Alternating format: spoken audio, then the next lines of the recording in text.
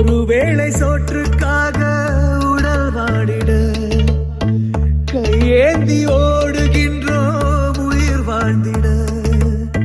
பசி என்ற தீயில் இறைப்பை சாம்பல் ஆகுதே.